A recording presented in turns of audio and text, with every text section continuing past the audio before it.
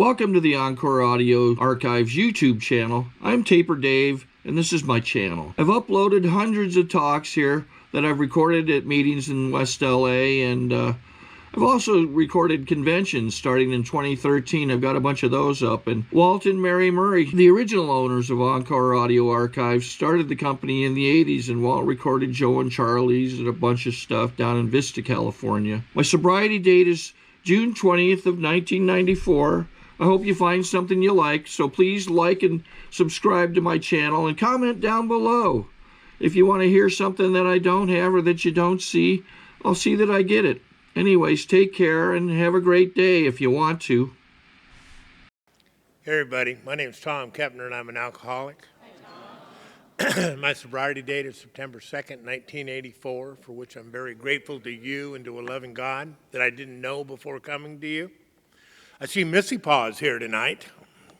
If you make sure you stop by their table outside and look at what's going on there, that's the Mississippi Young People's Conference of Alcoholics Anonymous, and they've got a conference coming up, and they participate in our assembly, so it's good to see everyone here. How was your lunch? How's the hospitality room doing?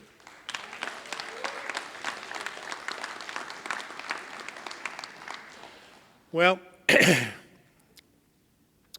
some of you may not know what a what's on your mind is. If you go to a regional forum, if you go to a delegates get-together, if you go to a general service conference, they have a portion of this that's called What's on Your Mind, where people come up to the microphone and ask questions about AA. When we were in the planning session of this conference, people wanted to do a workshop on court papers, and somebody else wanted to do a workshop on shouldn't we just be addiction and knowledge anonymous, and you know, there are all these different questions. And so to satisfy that, I have assembled a panel of experts.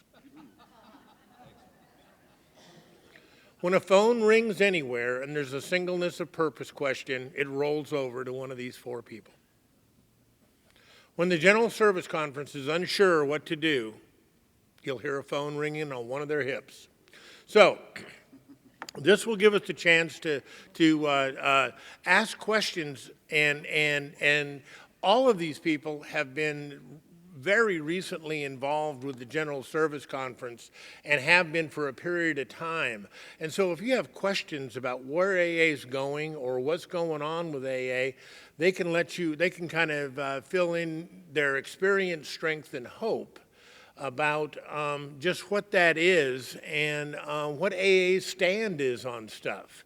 And so hopefully we have an open microphone right here, and if you're real hesitant to get to the microphone, you might write down a question on a piece of paper and pass it up so we can tap the resources and minds of these folks. All these folks are friends of mine. These guys over here, I've known them for over 20 years. You know, we don't have governors in Alcoholics Anonymous, but we do have heroes. And a lot of the people that are here tonight in the crowd, or here today in the crowd and up on this stage, have been heroes to me in my recovery. And so let's take this opportunity to do so. But first and foremost, this is a meeting of Alcoholics Anonymous, so I'd like to have Bobby come up and read our preamble and lead us in our serenity prayer.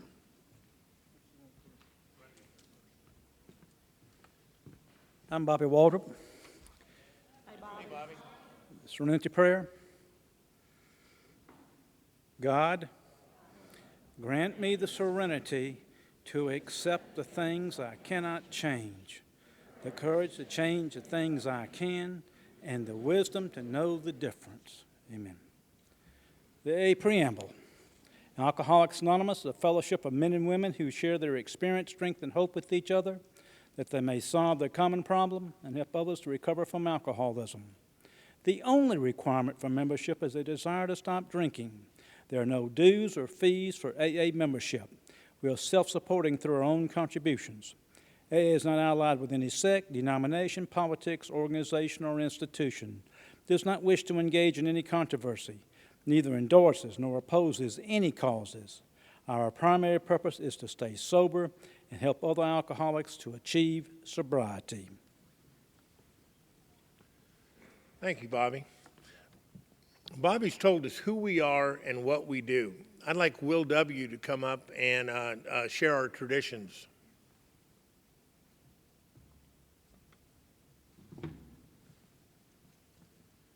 Good afternoon. My name is Will Willoughby. I'm an alcoholic. Hey, Will.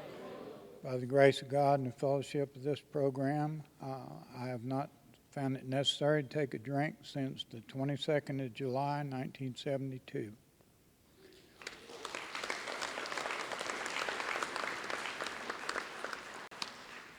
Before I read these traditions, I would like to make two observations. One of them is that here in the last couple of years, I've spent an awful lot of time going to funerals for some very good folks. And it's really gratifying to see a room filled with old people who haven't caught the bus yet.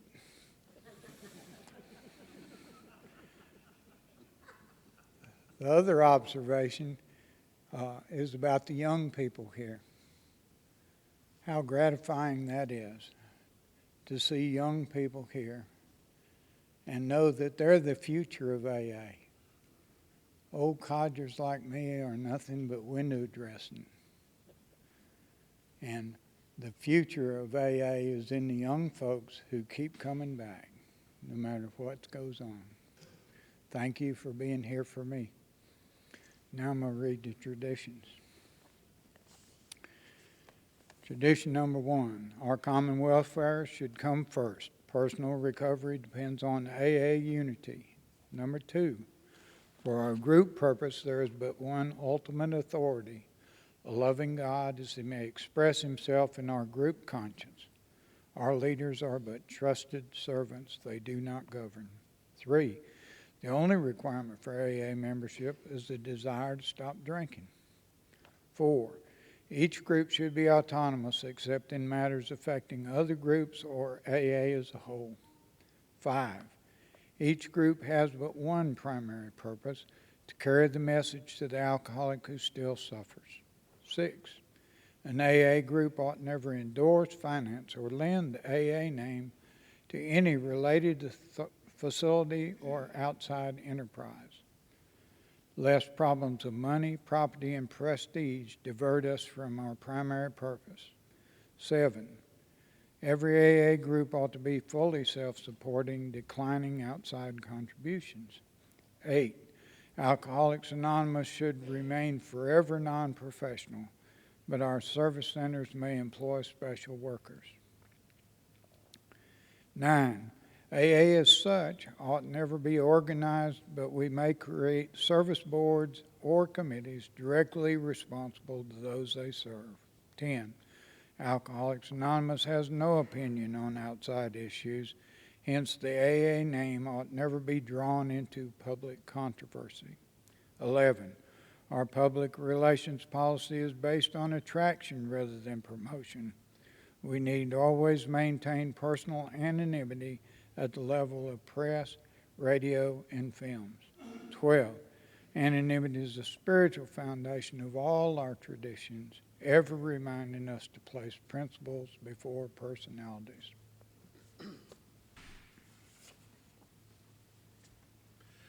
Thanks, Will. Okay, this brings us to the question and answer period. But first, let me introduce our panel to you. Directly to my right, to your left, is Doris S. She's the sitting delegate from the state of Mississippi.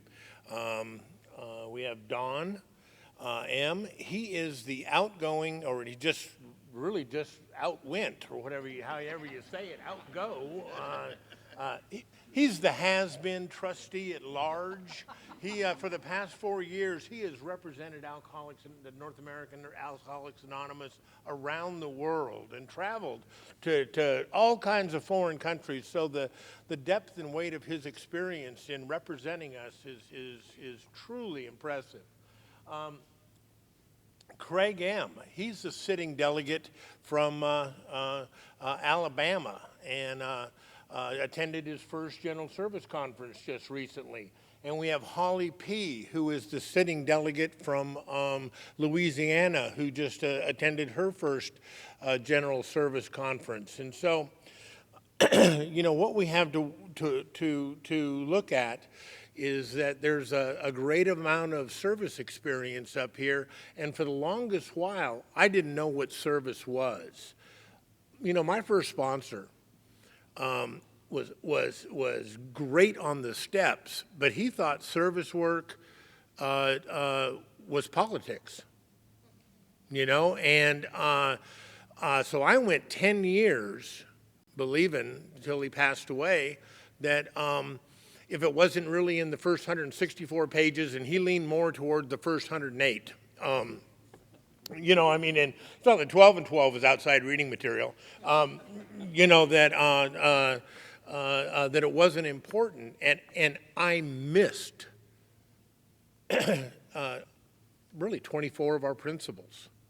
You know, our traditions and our concepts. And having been involved and getting an opportunity to work with these folks, I got to discover a whole new world in Alcoholics Anonymous. And as Will said, the future of Alcoholics Anonymous is sitting in this room today. And so, you know, this is an opportunity to for you to ask questions and find out about where AA is going. To confront fears and talk about where you're afraid AA is going, or just make a statement about what you think about it. Who'd like to come to the microphone and ask a question? Someone's got to be first.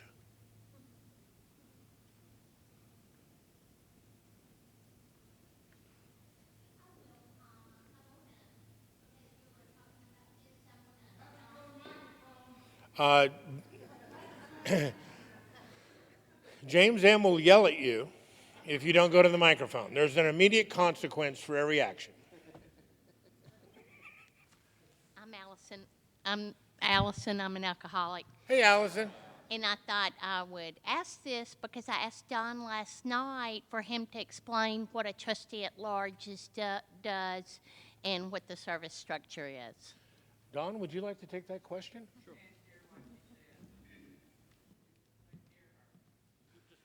I'll repeat the question. My name is Don Massey. I'm an alcoholic. My sobriety date is August 8, 1994. I was eligible in 84, very much so. I'll go into that a little later.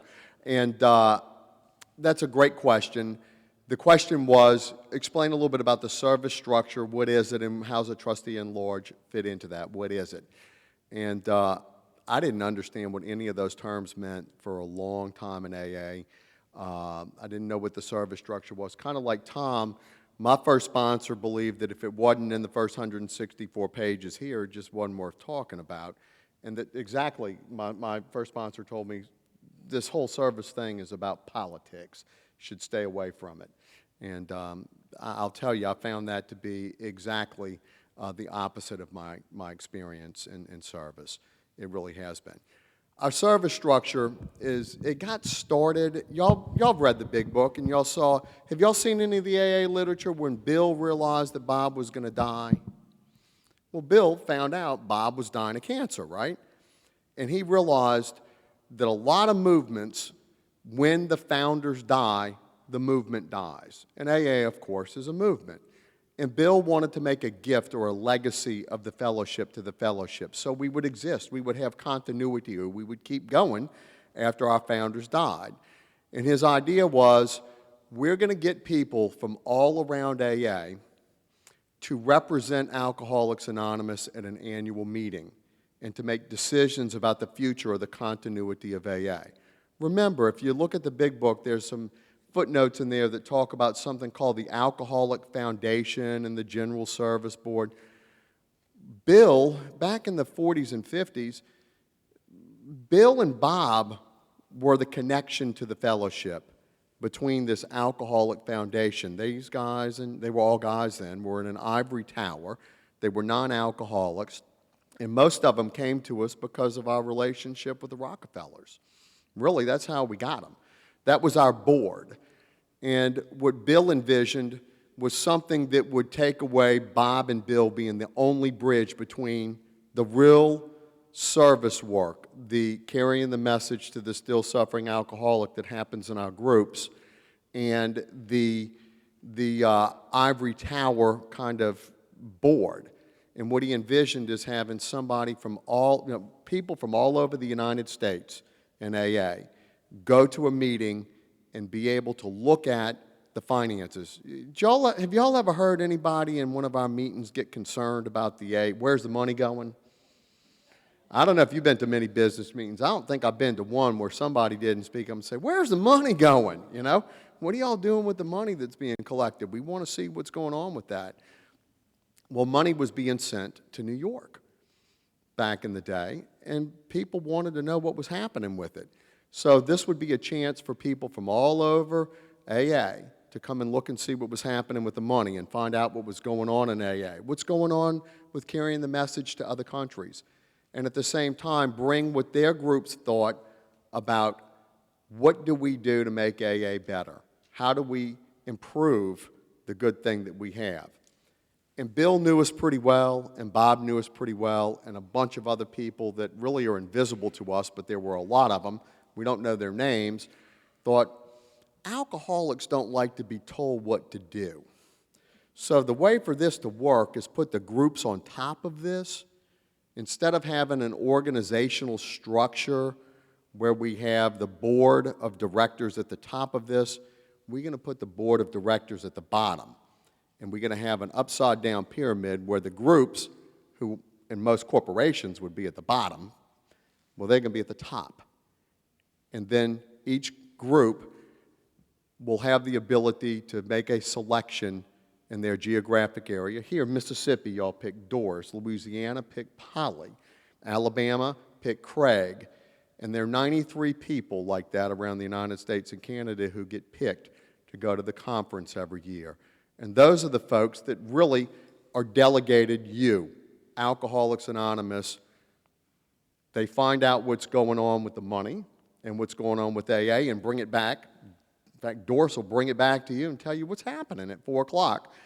And at the same time, if you got some thoughts on, should we get rid of the AA grapevine? And if you're thinking, absolutely not, well, you're going to tell Doris, do not let these people get rid of the Alcoholics Anonymous grapevine magazine. And that's the type of thing that gets done. The continuity of AA. How do we go about continuing? I know I'm kind of long-winded here, but I mentioned those board members, the people at the bottom of the pyramid. It's called the General Service Board. There are 21 people on that board. They're supposed to be responsive to AA as a whole. Remember, they're at the bottom. Then you got the delegates, folks like Craig, Holly, Doris, 93 of them, and then you go up into the areas and ultimately your home groups. Well, of the 21, 14 are alcoholic, 7 are non-alcoholic, and of the 14 alcoholics, there are 2 that are called trustees at large, and they have a function that first and foremost is to be a board member, but also what the trustee at large is charged with, in addition to being on the board, in addition to serving on committees on the board, in addition to having to go to the General Service Conference every year, your trustees at large travel some internationally and attempt to assist other service structures in other countries in their efforts to carry the message to the alcoholic who still suffers. And on top of that, we attend what's called a World Service meeting. I won't go on and on about this, but it was a vision of Bill to gather members of Alcoholics Anonymous from around the world every other year, not to do business, but to share experience, strength, and hope. What worked in the United States and Canada and what didn't, we'll pass on to others. And I'll tell you, there is an immense world of Alcoholics Anonymous out there. It's huge, but it's really small. And there is great experience. Some of it's stronger than our own experience. It is, from other countries, other places that have found things that work well for Alcoholics Anonymous, so it'll still exist not just tomorrow morning, but 10 years from now, maybe 100. I don't know if that answers your question, but it's a function of one of 21 people that does some of the international aspects of our board service. Does that make sense? Okay, sorry for the long-winded nature, and I probably could shorten that next time I get asked it. Thank you, Don. Other questions or comments? Opinions? We have no opinion on outside issues, but on inside issues, we got a bunch of opinions. You gonna come up? Yep, yep. And it's a heck of a job.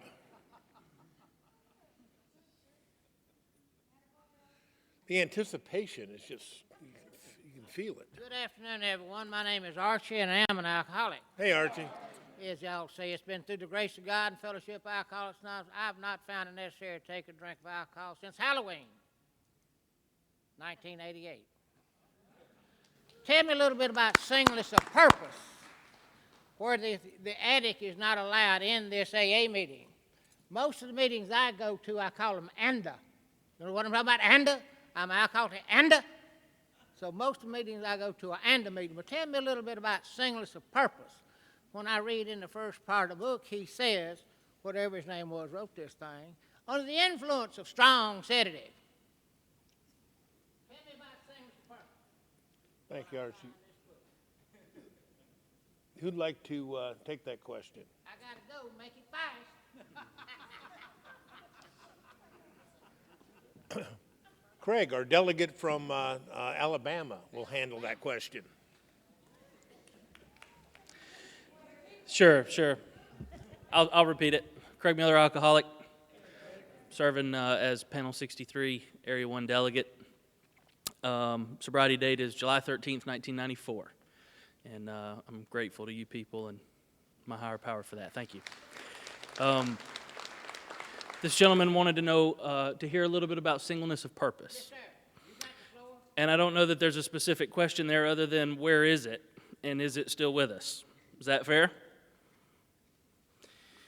Well, What'd you say? you're wanting some discussion or just some talk around singleness of purpose. I want you to explain singleness of purpose. Please. Okay, explain singleness of purpose. Okay. Well, as Don was mentioning a moment ago, when Bill was concerned about the succession of Alcoholics Anonymous as a whole, after he and Bob passed on, he built the general service structure, okay, and wrote our 12 concepts.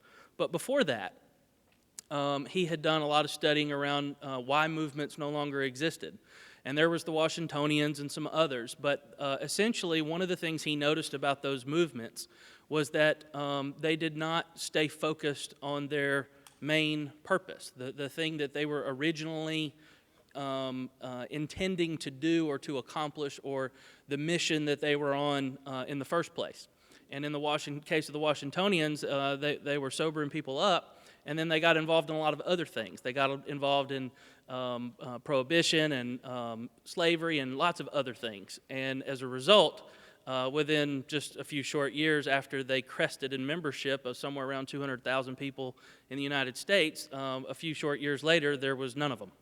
And so it was through research and experience like that Bill hammered out the traditions on the anvils of experience. And singleness of purpose is not meant to be exclusive. It's meant to be inclusive. I had an opportunity, some guys that I worked with in the program that I had the privilege to sponsor asked me to walk them through the 12 traditions. And so we did. We went to Language of the Heart. And Language of the Heart is a wonderful book. You guys have it out on your table. I noticed it. And it's the history of Bill Wilson's writings as he was forming the traditions, okay, throughout the 40s. And if you'll go to that book and read about the third tradition, where he was writing about singleness of purpose. And he was writing about the only requirement in AA for membership is a desire to stop drinking. That tradition was meant to be inclusive, and there's a story in that book, and I can't remember it verbatim to sit here and tell it to you, but essentially the message from it is this. there was someone who came to their meeting who was lots of other things besides alcoholic. And a few of the founding members went off to the side, and they had a little discussion, a little group conscience, and they asked, do we let this person stay here or not? And one of them finally spoke up to the other and said, what would the master do? And when that question was asked, their answer became very apparent. Of course, if this person had a problem with drinking, they were welcome to stay, because we have a solution for that. As long as we're not troubled by any other of this person's afflictions, they're welcome to be here. Because we can't allow other outside issues to affect our ability to stay sober and carry the message. And so the whole principle for me on singleness of purpose, and you're hearing from a guy right now who, when I got here, I was a member of 3 12-step fellowships the day I got to AA. And so I was one of the ANDAs, okay? And I was quick to let you know that. But I can tell you, speaking from experience, that some older members in Alcoholics Anonymous pulled me aside very gently, some more gentle than others, and assured me that if I was an alcoholic, I was in the right place, and don't ever let anyone run me off or tell me otherwise. But if I'm not, then you're doing me a tremendous disservice to allow me to stay here thinking that I'm finding help from my problem. Because Alcoholics Anonymous solves one problem: alcoholism. That's it. That's all we do. Everything else is an outside issue for us. That's all we know. That's what our literature is about. That's what our 12 steps are about. That's what this program is all about, is recovery from alcoholism, period.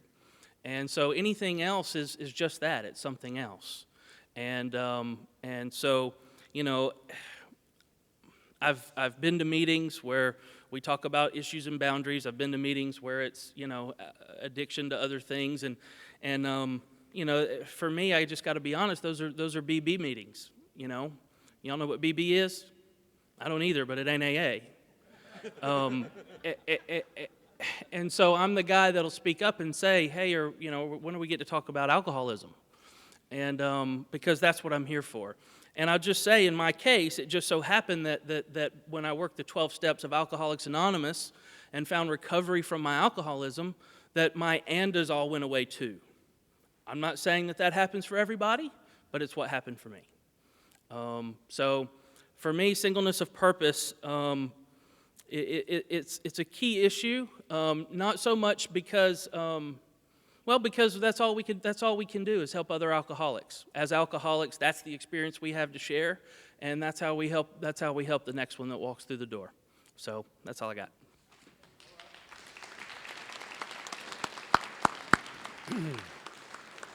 Anyone else like to comment on that? Would anyone out there like to comment on that?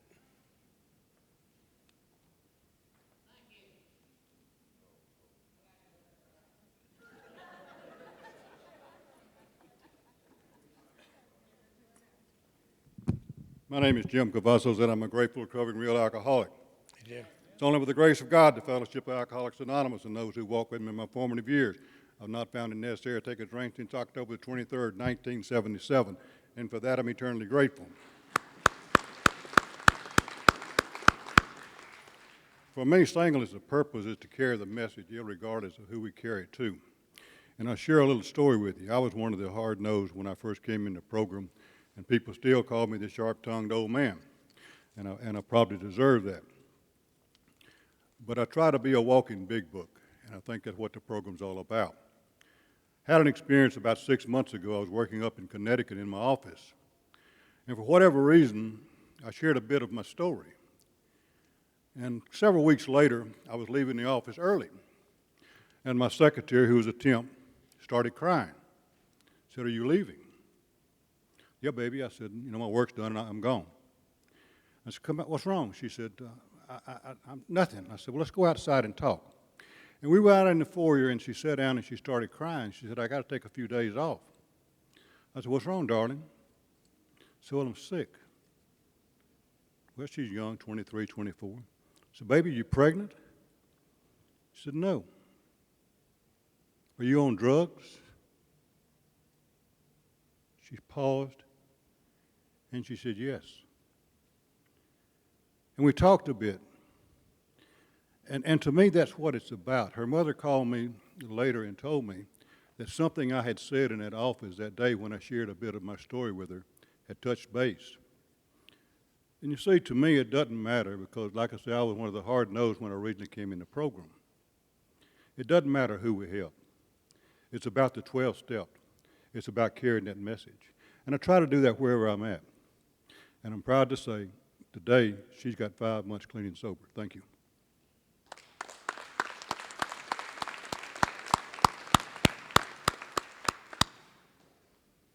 Any other comments? How about another question?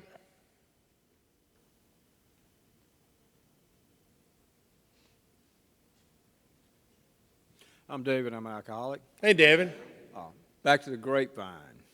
I'm a late comer to a subscriber to the Grapevine because I was one of the guys that just took some of the free copies that were bought by another group. It wasn't my home group, but I felt the need to take them because they weren't reading them, and I put $1 in their basket anyway. But I've become a big fan of the Grapevine and the digital archive because it gives me lots of ammunition to lovingly cram my opinion down others' throats. If you don't do that, you need to get the digital archive. Anyway, a little bit about the status of the Grapevine, where we are financially and where we stand.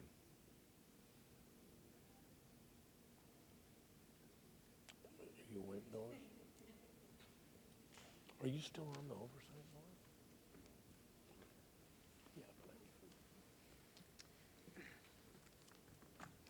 My name is Doris Sullivan, and I'm an alcoholic. Hey, Doris.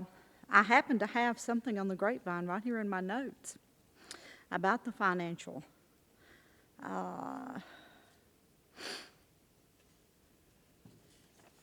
Stands on the Grapevine. I'm going to find it in just a minute.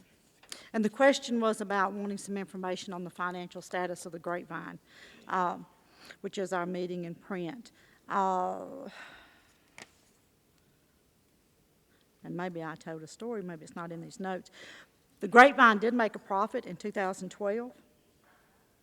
They went through a lot of structural changes to decrease the expenses of the Grapevine office so they could continue to publish that magazine for us without it going into debt and pulling money from our reserve fund to cover those expenses.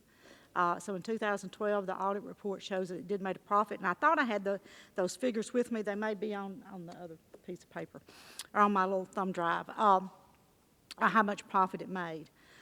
But the census of the conference for the past 2 years is that the fellowship wants the Grapevine to be here, and we're going to do everything possible to ensure that it continues to be here for the fellowship. It is your meeting in print, and that's why some of the changes that we've made that we did to try to increase not a profit, but increase the fact that it wasn't going in the hole and we could continue to print it. And I really, if you stay till 4 o'clock, I have some figures on that in my delegates report. But it is here. The Grapevine staff, the Grapevine office is very dedicated to making that magazine be what the fellowship wants it to be. And I don't think it's going anywhere because I don't see that the fellowship wants it to go anywhere. And as long as the fellowship is willing to keep, subscribing to it, subscriptions are down. I do remember that they were down by 7,000 subscriptions over the last 2 years. But the digital subscriptions have increased in 2012 by almost 5,000 subscriptions. So that's, that's good too. And there may be somebody else that can remember more about the Grapevine that might want to share. Craig or Holly, because that's all that can come to mind. Did that answer your question? Yeah. I have a full report up here with all that in here, and I will talk about it at 4 during the delegates report. I'm going to cover some of that. Does that answer your question, David? Okay. Thank you. Thank you, Doris. You know, and in addition to that, remember the grapevine comes in a lot of different flavors now. You can get it digitally, and David referred to the digital archives that are tremendous. You can also download, is it MP3 that it comes downloadable in? You can put it in your car and play it. So, James? I'm James Morrell. I'm an alcoholic. Hey, James. And by God's grace, and because this program works, I had my last drink July 11th of 1981. I've been a subscriber to the Grapevine since long even before then. I came to AA in March of '80. It took me a while to learn not to drink between meetings. But anyway, I've not only am I a subscriber to the Grapevine, I've gifted a number of people with subscriptions to it. I'm a supporter of the Grapevine. I do not like the direction the Grapevine has gone in over the past decade or so. I specifically, in looking at it, trying to figure out what's wrong with this thing, I specifically refer you to the March 2012 issue, which I decided to just simply research. Now, we are a spiritual program. Our whole program is based upon the idea that only through a spiritual experience, through a God of our understanding working in our lives, are we able to not take that next drink, to have a spiritual awakening. March 2012 issue of the Grapevine. You have to go 36 pages into the Grapevine before a mention is made of a higher power or God. Now, if we're going to run a secular self-help magazine, then don't call it Alcoholics Anonymous. I'm off my soapbox. Thank you. Thank you, James.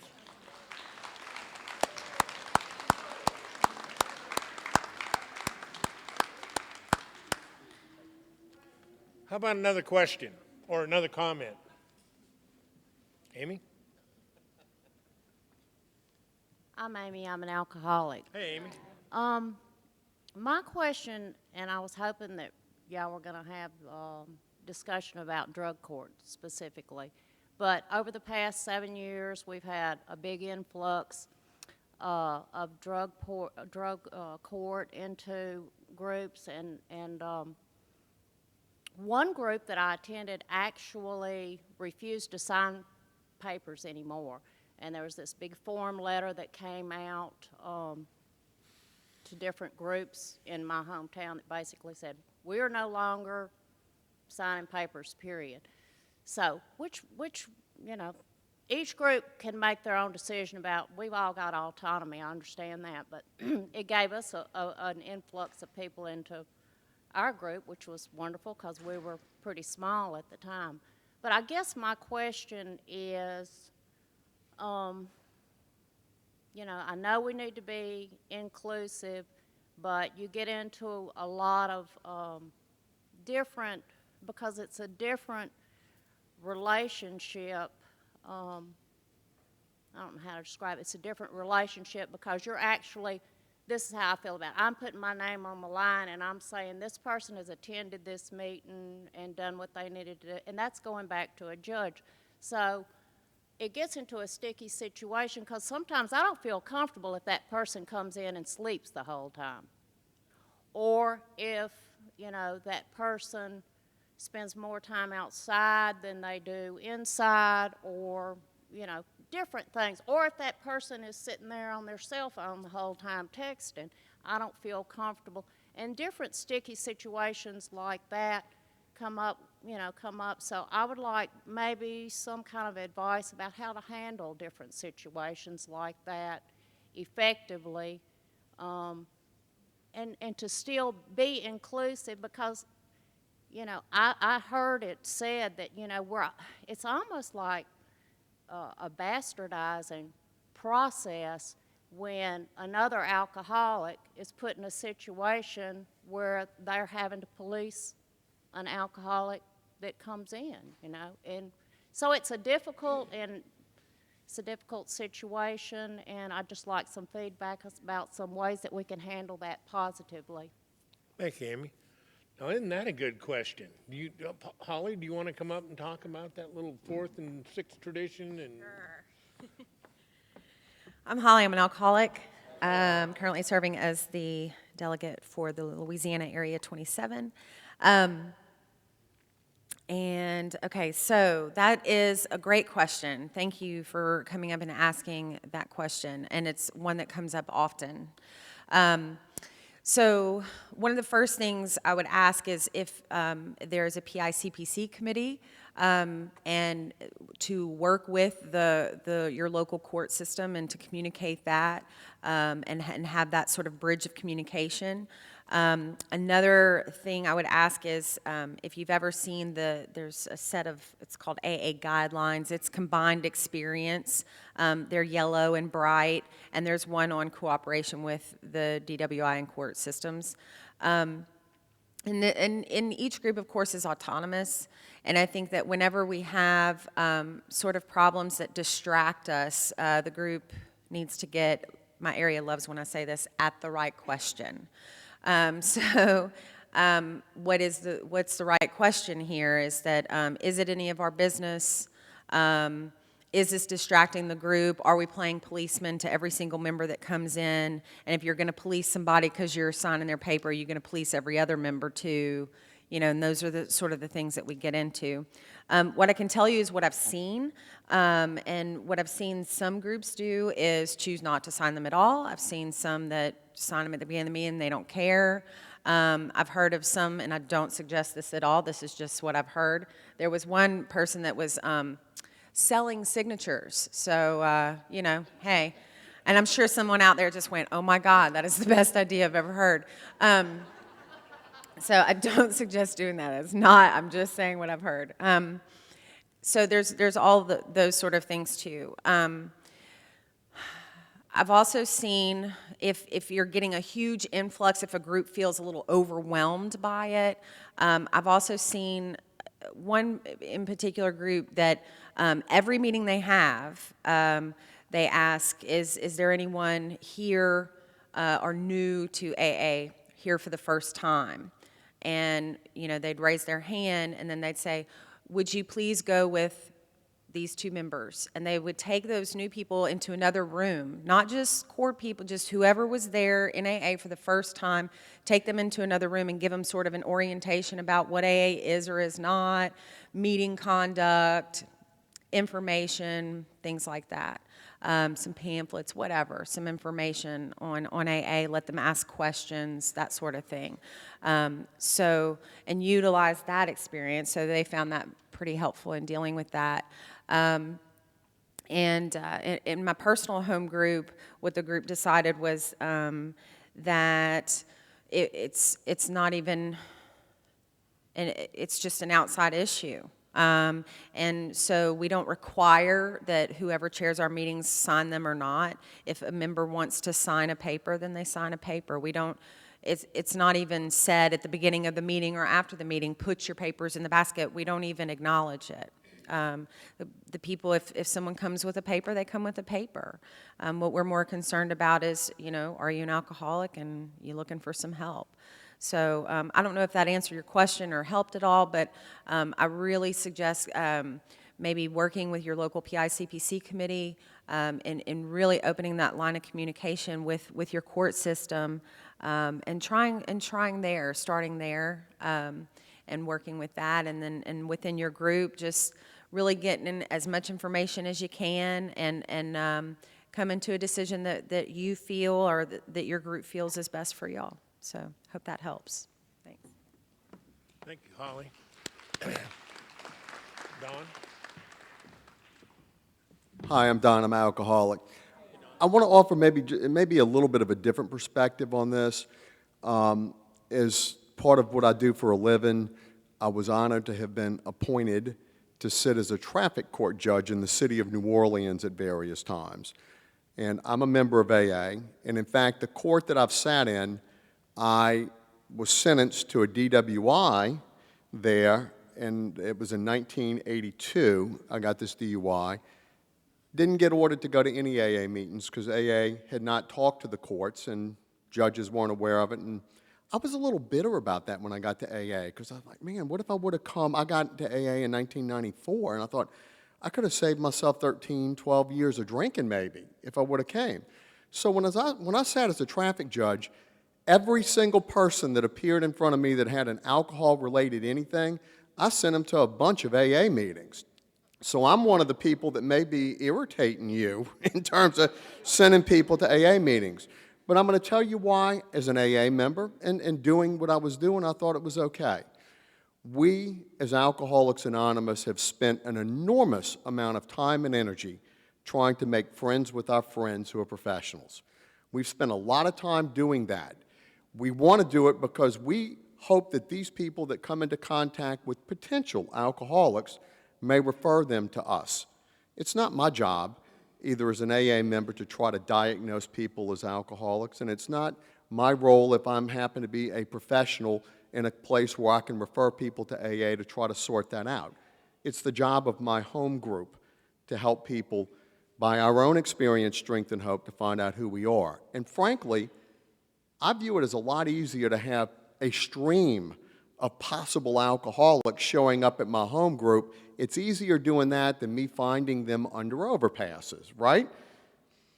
Now, I'll tell you, people have said you should have never done that, you shouldn't so freely distribute these things out. And I'm thinking, my home group is very capable of sharing who we are and who we are not as members of Alcoholics Anonymous. That's my role as a member of AA in my home group, to share my experience, strength, and hope, and to share our principles with people that are coming in. I'll end with this. One thing we do, because we've had an influx of people in my area where I live, coming in that are court-appointed or coming from treatment centers. One thing that we do in Jefferson Parish, which is kind of right outside of New Orleans, once a month, the judges take everybody who's sentenced to a DUI or an alcohol-related offense, and they have them go to the courtroom for a series of classes. And one Tuesday night each month, you have a group of about 50 people that are in there that have been sentenced to DUI, and Alcoholics Anonymous is invited to come in and share about AA. And what we try to do at that meeting, if we know it, is to pass on what groups will sign your slip and what groups will not. We're not required to sign anybody's slip. Nobody can make me sign anybody's slip. And, you know, if I don't feel like doing it, I'm not going to do it. That's up to me. But I like to be able to pass on to folks that you're welcome at any Alcoholics Anonymous meeting if you have a desire to not drink. But there's some groups that aren't going to sign a slip because they feel like they don't have to, and it's their right. Thank you. Thank you, Don. Hi, I'm Sharita. I'm an alcoholic, and I'm pretty new to the program. My sobriety date is January the 12th of 2013. And I want to make a comment on what Amy said about the drug court thing, because this program, I am a drug court participant, but this program has saved my life, and it has really given me a new way of life. And what we did was, several of us that take this program very serious, although drug court put us in it, we take it very serious, and we love the fact that you guys are here, and we love being a part of it. And so when some of my peers was disrespecting the program by doing everything except paying attention to the meeting, we ourselves got together and went to our judge, and we said, they are interrupting the meetings, and we're not getting what you all, the reason you all put us in there. And we are really thankful to the program and to our higher power, which is the God of my understanding, to be part of it and to be learning a new way of life.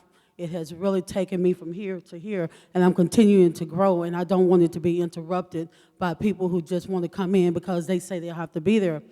And I suggest anybody that's in drug court or any other form that has been forced into the program but really have found the program as part of their well-being on one day at a time, that they go to their judge, and he would definitely do what my judge did, and that is announce it from the podium that if anybody is caught doing any type of communication devices while they're in a meeting, that he asked the chairperson not to sign their paper. So we took the responsibility ourselves to make sure that we don't be interrupted in these meetings, and that the ones who wants to be there get what they're needed. Okay.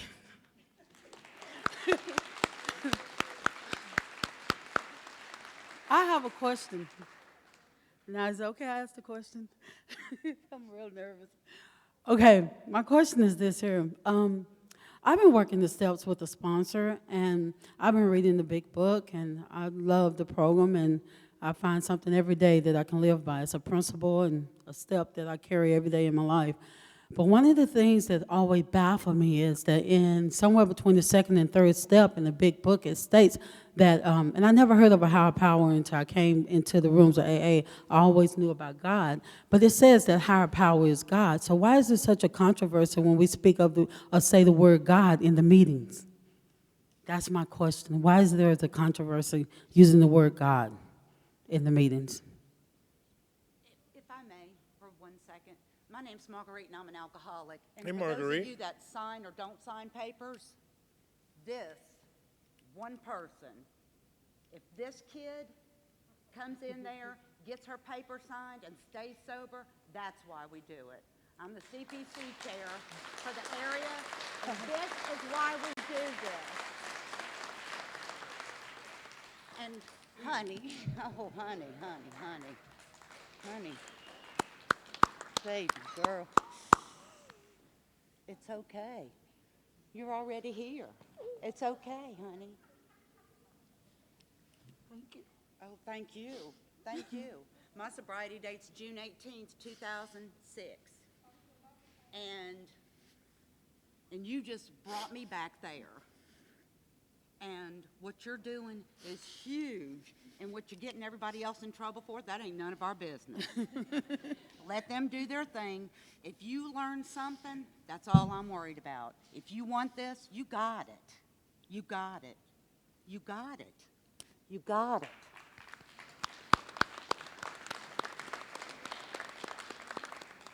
And as far as that higher power God thing, that's so, I've got a little atheist girl that she thinks she's atheist, bless her heart.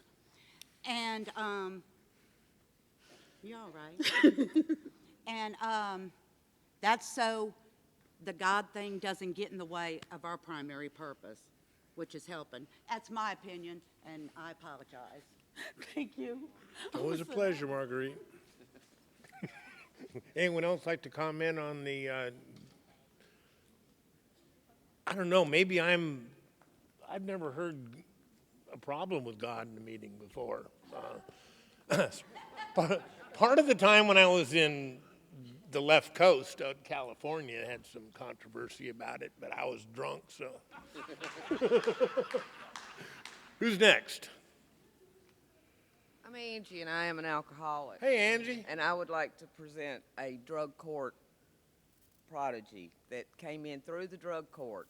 And in my district, District 20, we had a district workshop. The CPC, Marguerite was there, and we had not only a drug court judge, two members of the clergy, and a psychologist and a social worker there, and we opened up new doors. It is our job to show, newcomers right in off the street can be disruptive, you know. It is our job to teach and to set an example as to how we're supposed to act. And she is coming up on 1 year and has worked all of her steps, and I am so proud of her. My name is Mary Beth Lyons, and I'm an alcoholic. My sobriety date is August 16th, 2012, and I just wanted to say that I'm a participant in the Lauderdale County Drug Court, and drug court requires me to go to, attend meetings to get my meeting paper signed, but it does not require that I have a sponsor or work the steps. And Alcoholics has saved my life. Thank you. Thank you, Mary Beth. My name's Nick. I'm an alcoholic. Hey, Nick. This is for Don. It sounded like you mentioned that other parts of the world are doing some good things and that we may be able to learn from them. Do you have any examples of some things that we may be able to adopt or that we have learned from that other parts of the world did?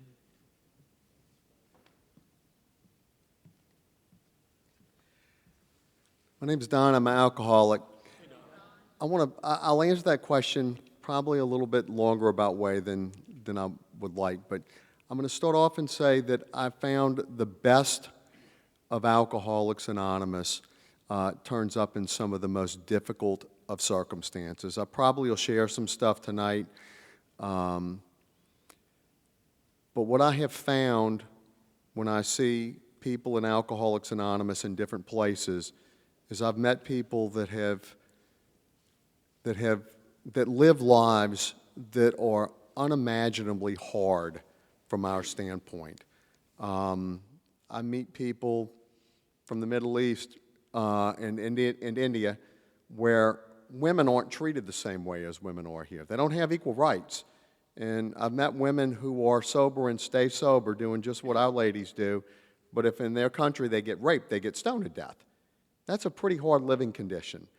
I have met men that have walked through a battle zone in Central America, Latin America, to go to AA meetings and AA service events. And they think that that is part of their life. It's unimaginable for us. I've met people that live in poverty that you cannot, I mean, our poverty doesn't have anything on the poverty in some of these places. And I've met people literally with nothing that are happy, joyous, and free from the miracles in our program that get sober and stay sober just doing exactly what we do. And that example alone, for me, is enough to say, man, I have such blessings. From a fellowship standpoint, I've learned that there are some counterintuitive things. I'm going to pick Mexico. If you don't know this about Mexico's service structure in Alcoholics Anonymous, they are the King Kong of service in Latin America. They are unbelievable. The enthusiasm, the energy in Mexico. If you hear Spanish being spoken in a meeting virtually anywhere in the world, Mexico was involved in it. And I had a perception. I've been to Mexico several times for AA stuff. And I don't know if you've been to Mexico. I thought, oh, God, I'm going to get to the air. No, and if you travel around doing AA stuff, you never know who's coming to get you. Some guy named Juan is coming to get you in Mexico City. What's he look like? I don't know. What's his last name? I don't know. Where you staying? I don't know. How are you getting there? I don't know. So you show up in Mexico City. It's like, Jesus, I'm going to walk out the other side of this door. I'm in Mexico. Juan's on Mexican time, and I'm never going to get where I'm going. It's going to be a 6-hour wait. The Mexicans in AA are the most punctual people I've ever encountered. If a Mexican tells you he will be there at 3:01 a.m. to pick you up outside of Customs in Mexico City Airport, he will be there at 3:01. Their trains run on time in AA. It's unbelievable. That example is incredible if you've dealt much with Latin America. Germans. Everybody knows somebody who's German, have a perception of Germans. I had the privilege of being at a general service conference for AA in Germany. Same as our conference, delegates, trustees, the whole mix of them. And we were invited because they're having some growing pains, some real problems in Germany. And it was me, a lady from Canada, and a member of the Mexican service structure who were invited guests. I get there, and then opening night. Now, these people are having trouble. And I'm thinking Germany, it's going to be rigid, strict, everything's got to run on time, right? They had an invited guest from German Al-Anon there. And this German guest from Al-Anon was asked to get up and say something. And he gets up and he proceeds to just rail on these people. And I'm listening to it, it's like the UN. You get translators when you go to these places, so I have a headset. And he is railing on them. You have ruined Alcoholics Anonymous, you idiots. And just it went on for about 10 minutes. And I'm gasping. I'm hitting the Mexican guy next to me. Holy, not going to say the word. I'm like, man, they're going to kill this guy. They're going to just skin him alive. And I'm just like, I can't breathe. I'm thinking, I've never seen anything like it. And then he says, y'all have ruined it, fix it. And he goes and sits down. And the chair of their conference stands up, and it's as quiet as can be. And he looks at this guy, and I'm just thinking, oh my God, they're going to shoot him, and I'm going to get blood splattered on me because I'm on the front row. And he says, thank you for sharing. I want to remind you, you're a guest. I watched the patience and tolerance and flexibility and love in Germany that I would never imagine our own conference being able to demonstrate in Alcoholics Anonymous. You know, the rigidity and the trains don't run on time. I was wrong. I was wrong. I have learned from the South Americans. I'm sorry, the South Africans. One of the men I look up to more than anybody in the world is a South African man. His name is Pravesh. And Pravesh told me a story that that riveted me. Y'all familiar with apartheid? Y'all know what apartheid was, where people of color and white people couldn't be in the same place together at the same time. That was in South Africa. During apartheid in South Africa, for the whole time there was apartheid, there was one place in Durban, South Africa, for years, decades, people that were black and people that were white went to a room at noon every day in a public building and sat together for about an hour. And nobody messed with them, and it was accepted and it was okay. That was an AA meeting. That's South Africa. The contradictions, the counterintuitive stuff, it just don't make sense. It's a coincidence, or how could this happen? I see it again and again and again. I see tremendous wisdom in very young service structures, and I see folks like ourselves sometimes stumble and fall. I think if I've learned anything to answer that question, I see sometimes, and I'm not being critical of us because I love Alcoholics Anonymous as much as anybody in a room. Not any more, not any less, just as much. Sometimes we've got the most experience probably as a service structure, but not necessarily the best. Sometimes we get to the point where we're more about worshiping individuals than we are about practicing our principles. I'm not talking to any one of you. I'll speak to my own home group, but sometimes it becomes a reverence of Bill and Bob to the point that if Bill and Bob were here, they might shake their head and say, oh my God, let's get focused on our principles. I'm going to end with this. There are countries that are enamored and thrilled that they can get their judiciary to send people to AA meetings, that they can get their court system to send people to AA meetings. They are so thrilled to have that level of acceptance where people come in. And we struggle in AA because we have folks that are coming in who are disruptive.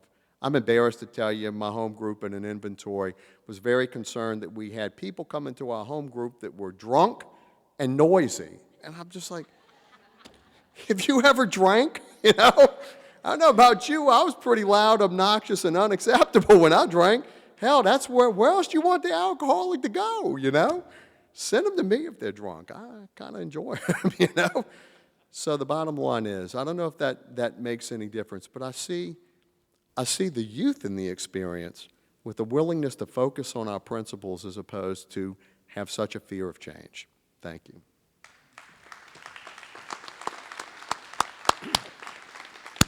Time for one more question. Darrell Clements, alcoholic. Hey, Darrell. Member of the Pleasant Hill Group in DeSoto County. That's District 54. My sobriety date's January 21st, 1988. And have a question concerning open and closed meetings. Just recently, this past week, we had a nearby group had a situation where they found that during the meeting, they found that there was a non-AA member in a closed meeting. And one of the attendees of the meeting suggested that they take a group conscience and open the meeting. And the chairperson of the meeting said that their group did not do that, and it caused no little controversy.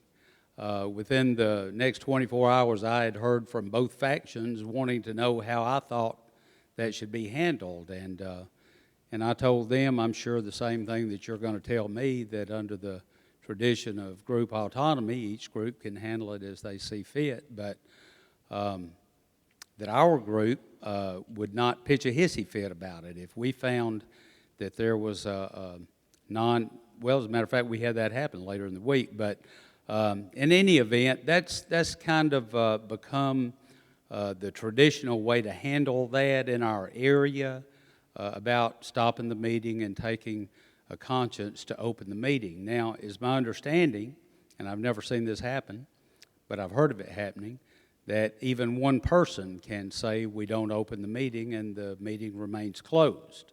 And that's the way that, that we normally handle it up there. My own group had that happen. We do it a little bit different. We kind of let the meeting go on, and then we take the person aside afterward and talk with them about it. We've never had a problem with that. But my question to the panel is, have any of you heard of any other ways to handle this situation, or do you have any personal experience with it? And if so, how did it turn out?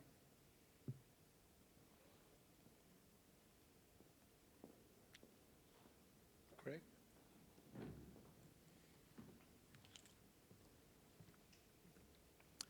Craig Miller, alcoholic. Hey, Craig. And thank you for the question. It's a good one.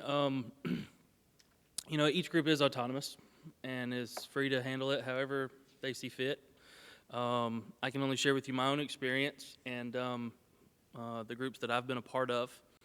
And that happens some in Area 1, where I'm from. Gratefully, not very often in my home district. I can tell you that my group sat down when we formed years ago, and we decided what kind of meetings we were going to have. We decided what our format was going to be. We decided, you know, if our meetings were going to be open or closed, and we published that on a schedule so that other people coming to attend our meetings know what they're coming to, and we don't veer from it, period, for any reason. And I've been in a meeting where we were put on the spot once and asked if we were going to open it up, and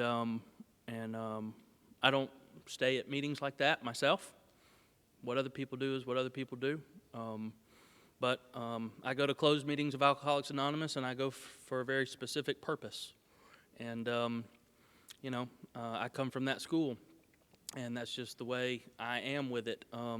You know, it's funny, though, I got to tell you, we had a person move to Montgomery from California, and she showed up at my group, and she said, "My God, how does anybody get sober here at all these closed meetings?"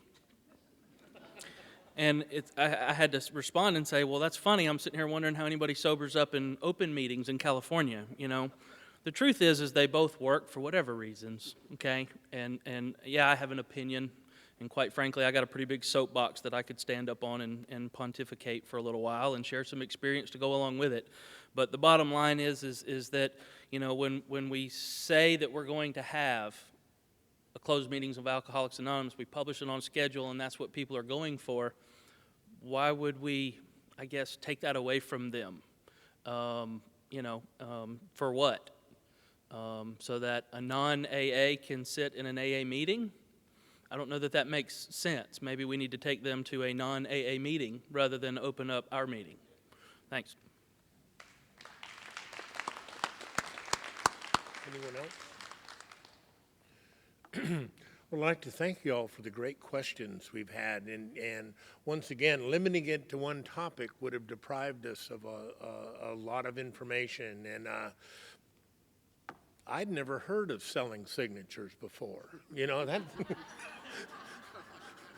piqued my interest, you know. Anyone know what you get for a signature? $20 for a signature?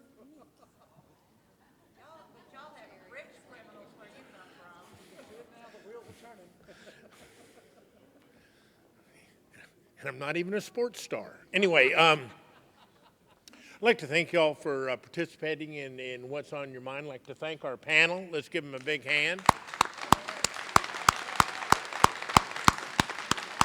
I think we got a great talk going on here. Thanks for watching the channel. Taper Dave here. Just curious, do you think this is better than Zoom? Okay, this is how I prepare my drone for launching.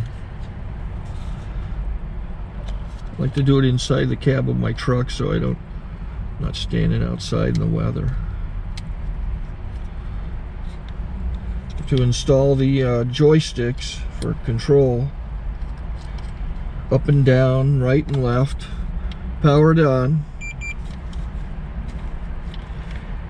I have an Android phone that I use to connect it to the drone with. And it's actually controlled through the iPhone, through an app. Oops, wrong way. It's actually controlled through the iPhone, or through this Android phone, through the app. It's actually controlled through the Android phone, through an app, and you connect it through this short connection right here.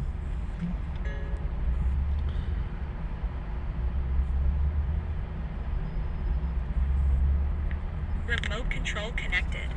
Remote control's connected. So I pull out the drone. I have to extend the legs. Long legs extended first, then the short legs. Remove the gimbal protector. Set that aside, then power it on one short burst, then one long burst. I lay it down. So I have to go to calibrate. So the drone's not connected yet. It shows you here as this drone gets disconnected, even though the remote's powered on. So the drone has to establish it's connected. So I go into the app to calibration mode. First I'll calibrate the remote controller. Start calibration. Out, in, oop, out, in, up, down, and then this little wheel is to control the gimbal. So it's calibrated. Go to gimbal calibration, start calibration, and then it calibrates the gimbal. And if that shows up, the gimbal's moving all over the place. Changes, you can see it on the video. And I'm calibrated to take off. It's acquired 7 satellites at the moment. There are 26 satellites up in the sky, which it has to acquire before you can take off. So it's connected. It's got enough satellites. This is white. I can go to press this little arrow button, swipe right to take off, and it would start the motors if I slid this to the right. But I'll wait till I get outside. Don't want to do it inside.